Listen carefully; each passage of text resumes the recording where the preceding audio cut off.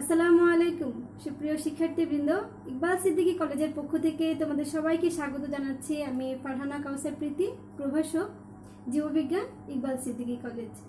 আশা করছি তোমরা সবাই সুস্থ আছো, ভালো আছো।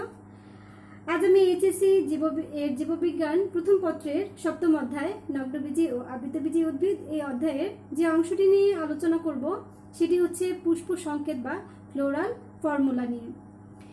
এক্ষেত্রে আমরা প্রথমেই জানবো পুষ্প সংকেত কি এবং পুষ্প সংকেত কিভাবে লিখতে হয় সেগুলো সম্পর্কে আমরা একটি ধারণা নেওয়ার চেষ্টা করব। তাহলে চলো আমরা ক্লাসে যাই।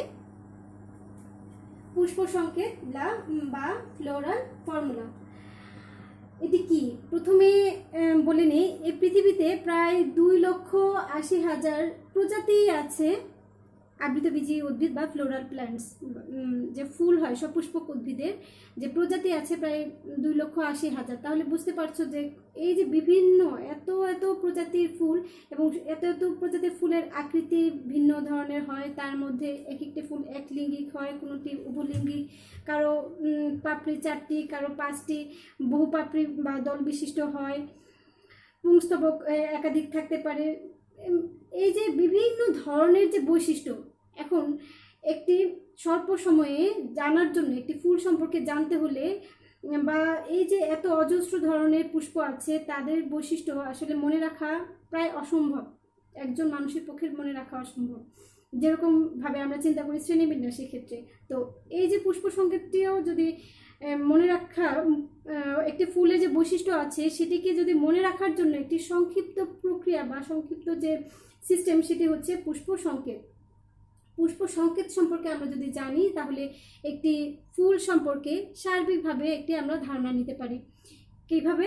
পুষ্প সংকেত কি? পুষ্প সংকেত হচ্ছে এই যে ফুলের মধ্যে যে স্তবকগুলো আছে বা অংশগুলো আছে সেই অংশগুলোর নাম বা তাদের কিভাবে অবস্থান করছে, কয়টি আছে, তাদের সংযুক্ত অবস্থায় আছে না বিযুক্ত অবস্থায় আছে, তার প্রকৃতি, অর্থাৎ তার বিভিন্ন ফুলের যে বৈশিষ্ট্যগুলোকে বিভিন্ন সংকেতের সাহায্যে প্রকাশ করে একটি যে সংকেত তৈরি করা হয় সেটি হচ্ছে পুষ্প সংকেত।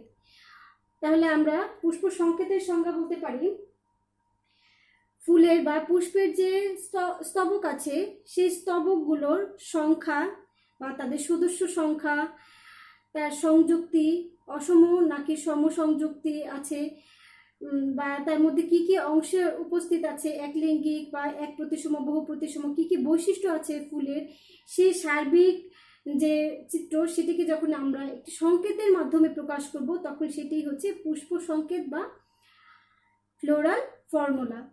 তাহলে কি কি চিহ্ন আসলে ব্যবহার করা হয় সেক্ষেত্রে আমরা প্রথমেই জানবো একটি ফুলে কি কি অংশ থাকে। দেখো এই যে প্রথম ছকটিতে আমরা প্রথমে পুষ্পের বা ফুলের বিভিন্ন অংশ সম্পর্কে লিখেছি আর সেগুলোকে সংক্ষেপে কি কি চিহ্ন বা বর্ণমালা দ্বারা প্রকাশ করা হয় সেটা লিখেছি। তোমরা জানো একটি ফুলের মূলত 4টি স্তবক থাকে: বৃতি, দল, পুংস্তবক, স্ত্রীস্তবক। এছাড়া বৃতির সাথে উপবৃতি থাকতে পারে, কিছু ফুলের মধ্যে মঞ্জরিপত্র থাকতে পারে বা উপমঞ্জরিপত্রও থাকতে পারে, পুষ্পাক্ষ বা পুষ্পপুট থাকতে পারে। এই যে অংশগুলো আছে এই অংশগুলোকে কি কি চিহ্ন দ্বারা চিহ্নিত করা হয়? মঞ্জরিপত্র, যার ইংরেজি হচ্ছে ব্র্যাক্ট, তাকে সংক্ষেপে BR বা বাংলায় মপ, মঞ্জুরি পত্র। উপমঞ্জরিপত্র ব্র্যাকটিওল, যাকে স্মল b দ্বারা প্রকাশ করা হয়, অথবা বাংলায় যদি তুমি লেখো তাহলে হচ্ছে উমপ বা উপমঞ্জুরি পত্র। উপবৃতি এপিক্যালিক্স, ইকে বা উব্রি, উপবৃতির উব্রি, বৃতি, ক্যালিক্স, একে কে ইংরেজিতে যদি লেখো কে অথবা বৃতির ব্রি দ্বারা তুমি চিহ্নিত করতে পারো। দল বা পাপড়ি, যার ইংরেজি হচ্ছে করলা, যাকে তুমি সি দ্বারা চিহ্নিত করতে পারো অথবা দলের দ দ্বারা চিহ্নিত করতে পারো। পুষ্পপুট বা পেরিয়ান্থ, তো পেরিয়ান্থের প্রথম অক্ষর পি অথবা পুষ্পপুটের পু, এটা দ্বারা তোমরা চিহ্নিত করবে। এরপরে আছে পুংস্তবক অ্যান্ড্রোসিয়াম, যার ইংরেজি হচ্ছে অ্যান্ড্রোসিয়াম, একে এ দ্বারা প্রকাশ করা যায় অথবা পুংস্তবকের পুং বা লিখেও এটাকে চিহ্নিত করা যায়। সর্বশেষে আছে স্ত্রীস্তবক। এই স্ত্রীস্তবক হচ্ছে গিয়ে ইংরেজি হচ্ছে গাইনোসিয়াম, যাকে জি অথবা গ দ্বারা চিহ্নিত করা হয়। তাহলে একটি ফুলের যে বিভিন্ন অংশ আছে সেই অংশগুলোকে মূলত তার নামের আদ্য অক্ষর দিয়ে বর্ণমালা দিয়ে সংক্ষেপে লেখা যায়। তাহলে এটিকে কিন্তু তোমাদের মনে রাখতে হবে যে কোন অংশটিকে কোন অক্ষর দ্বারা চিহ্নিত করা হয়। এছাড়া ফুলের কিছু বৈশিষ্ট্য আছে। ফুলটি এক প্রতিসাম্যতার উপর ভিত্তি করে এক প্রতিসম হতে পারে, বহু প্রতিসম হতে পারে, বা এটি কি একলিঙ্গিক ফুল, তার লিঙ্গ কিরকম, একলিঙ্গিক না উভলিঙ্গিক সেটি হতে পারে। এই যে ফুলের বিভিন্ন অংশ আছে সেগুলো কিভাবে সংযুক্ত অবস্থায় আছে, অসম সংযোগ নাকি সমসংযোগ কিভাবে আছে, বা গর্ভাশয়ের সাপেক্ষে স্তবকগুলো কিভাবে আছে। যদি অধিগর্ভ হয় তাহলে দেখো কিভাবে চিহ্নিত করা হচ্ছে, অধগর্ভ হলে কিভাবে চিহ্নিত করা হচ্ছে। এই যে বৈশিষ্ট্যের ভিত্তিতে আরেকটি ছক আছে, এক্ষেত্রে কোনো বর্ণমালা না, সেক্ষেত্রে কিছু চিহ্ন ব্যবহার করা হয়। এক প্রতিসমর ক্ষেত্রে এই যে পার্সেন্টের মতো একটি চিহ্ন দেখতে পাচ্ছ, এই চিহ্ন ব্যবহার করা হয়। বহু প্রতিসমর ক্ষেত্রে ভিতর প্লাস দিয়ে রাউন্ড চিহ্ন যেভাবে দেওয়া হচ্ছে এই চিহ্নটি ব্যবহার করা হয়। পুংস্তবকের চিহ্ন এটি, স্ত্রী পুষ্পর ক্ষেত্রে এই চিহ্ন, উভলিঙ্গিক ফুলের ক্ষেত্রে পুং এবং স্ত্রী ফুলের দুইটি চিহ্ন একত্রে ব্যবহার করা হয়। বহু সংখ্যক যে কোনো অংশই, যদি পুংস্তবক বা গর্ভকে ধরো পুংকেশর অসংখ্য, সেক্ষেত্রে তুমি কিভাবে চিহ্নিত করবে, এই ইনফিনিটি সাইন দিয়ে তোমাকে বোঝাতে হবে। অসম সংযোগের ক্ষেত্রে এই চিহ্ন ব্যবহার করা হয়। সমসংযোগের ক্ষেত্রে এই চিহ্নটি ব্যবহার করা হয়।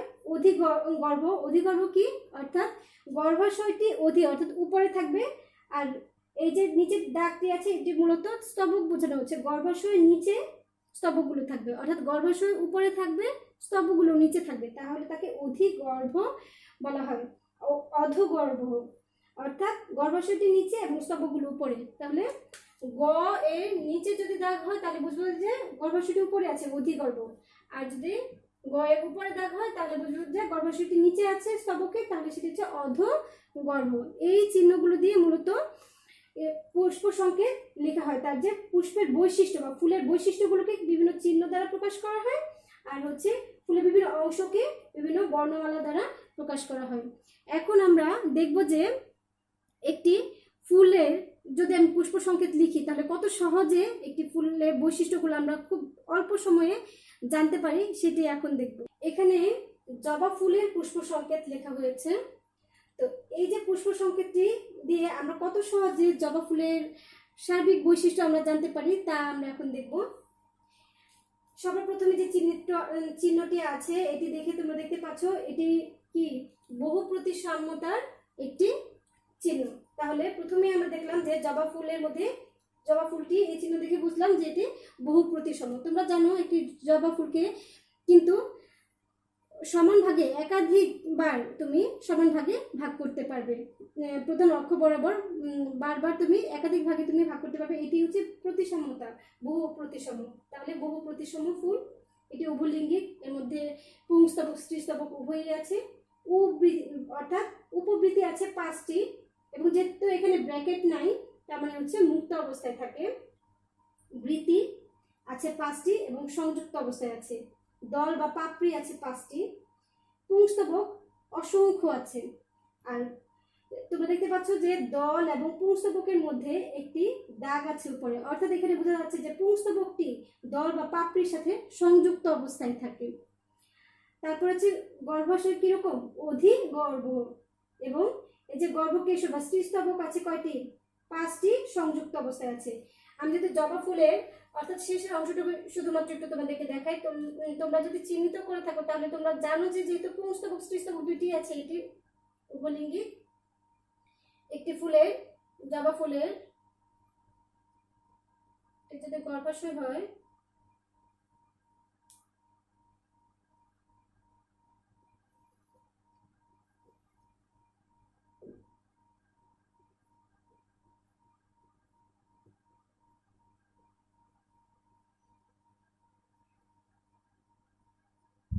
এই ধরনের জবা ফুলটি মূলত এরকম হয়ে থাকে। এই যে এটি হচ্ছে গর্ভাশয়, আর এই যে ফুলের পাপড়ির নিচের দিকে এরকম বিযুক্ত অবস্থায় উপবৃত্তি দেখা যায়, আর যে সবুজ অংশটি পাপড়িটিকে ধরে রাখে সংযুক্ত অবস্থায় থাকে, এটি হচ্ছে বৃত্তি। এটি 5টি থাকে, উপবৃত্তি 5টি থাকে কিন্তু বিযুক্ত। আর জবা ফুলের বৃত্তি কিরকম, পরস্পর সংযুক্ত অবস্থায় আছে। পাপড়ি বা দল 5টি থাকে। পুংস্তবক, এই যে এখানে যেগুলো থাকে এগুলো হচ্ছে পুংস্তবক, এগুলো তোমরা জানো অসংখ্য থাকে, এগুলো গণনা করা যায় না, অসংখ্য থাকে। কিন্তু ফুলের একেবারে উপরে যে 5টি থাকে এগুলো হচ্ছে গর্ভকেশর, এগুলো কিন্তু 5টি এবং পরস্পরের সাথে একটি জায়গায় সংযুক্ত অবস্থায় আছে। তাহলে এই যে গর্ভকেশরটি 5টি এবং সংযুক্ত আছে, পুংস্তবক আছে অসংখ্য এবং এই সংযুক্ত অবস্থায় আছে, চিহ্নিত করা আছে।